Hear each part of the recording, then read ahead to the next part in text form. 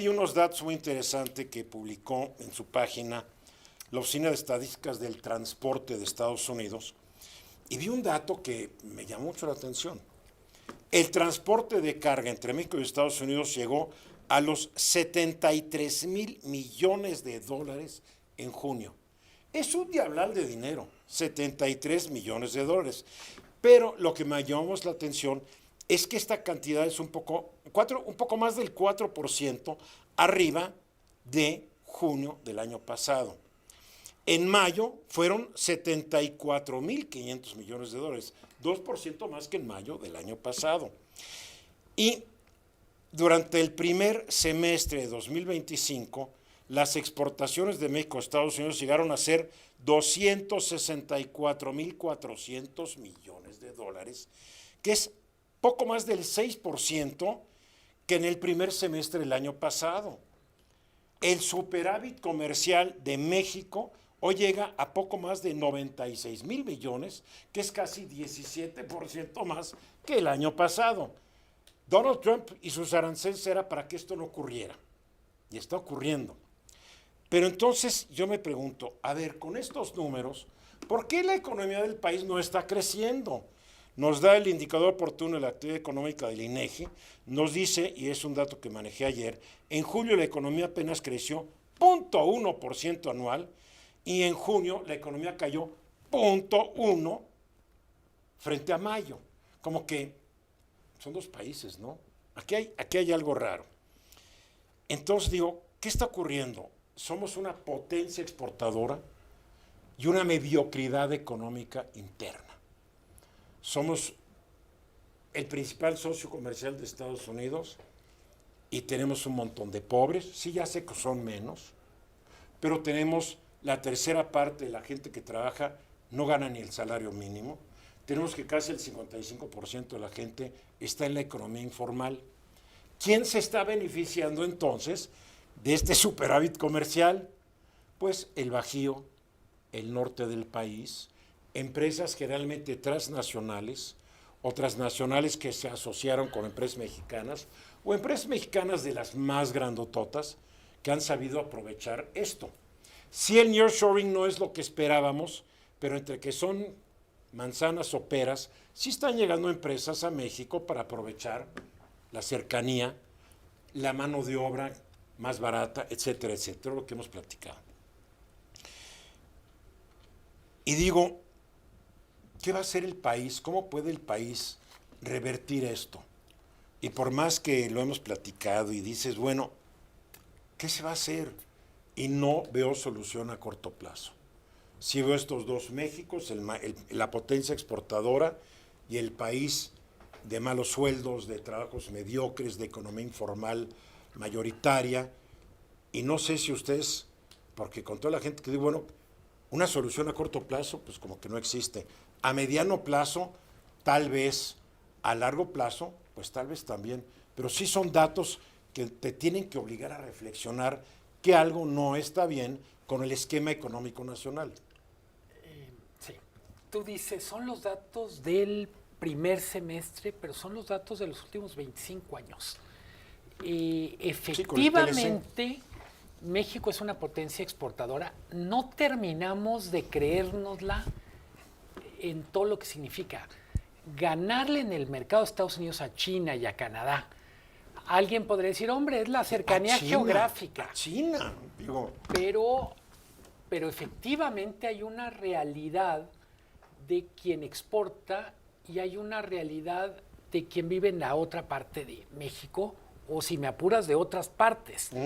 Yo diría, hay un sector formal muy pobre y un sector informal paupérrimo. Y cuando digo sector formal muy pobre, es gente que está contratada, estoy pensando en tiendas de autoservicio, etcétera, y que ganan poquito más que el mínimo en un país donde para dejar de ser pobre, pues se necesitarían más o menos 300 pesos diarios de ingreso, además de servicios públicos, vivienda.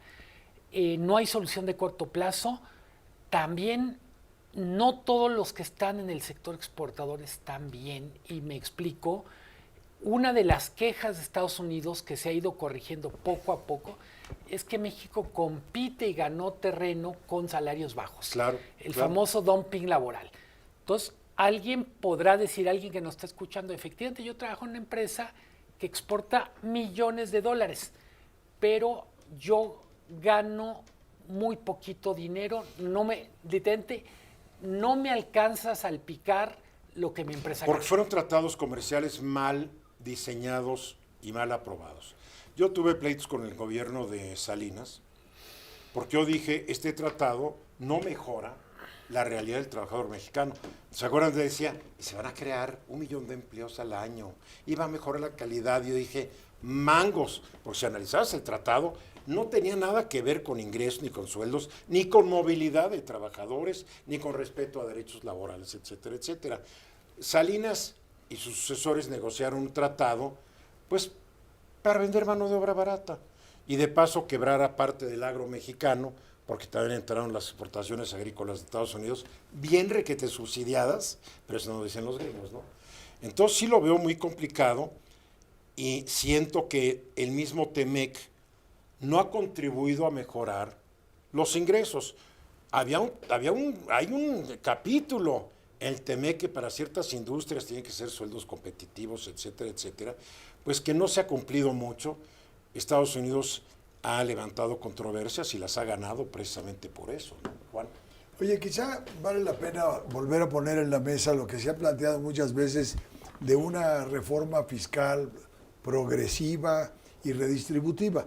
A ver, al final del día, tú dijiste, y con razón, el sector informal de la economía es enorme, obviamente no paga impuestos y está subsidiado en prácticamente... Paga impuestos al consumo, el IVA. El IVA. Más las mordidas y todo eso. Bueno, ese es un impuesto carísimo junto con la inflación. Pero a La ver, extorsión, hay impuestos. probablemente es tiempo de revisar esa posibilidad de hacer una reforma fiscal. Pero no hay gobierno desde de el fondo. de Calderón que se haya querido echar el tiro. Estoy de acuerdo, pero a ver, si estamos buscando soluciones, ese es probablemente el único camino. Mira, para poder salir de ese segundo México pobre, hace falta invertir en educación, en serio. Hace falta invertir en salud, en serio. Hace falta invertir en infraestructura. Y hay que mejorar la conectividad. Sí, educación, salud.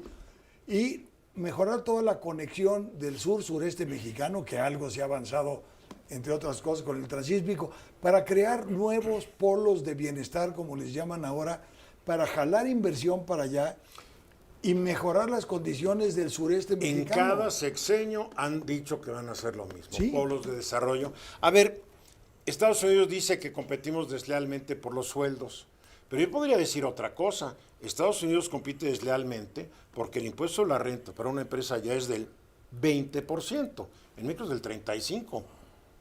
A ver, hay una competencia desleal.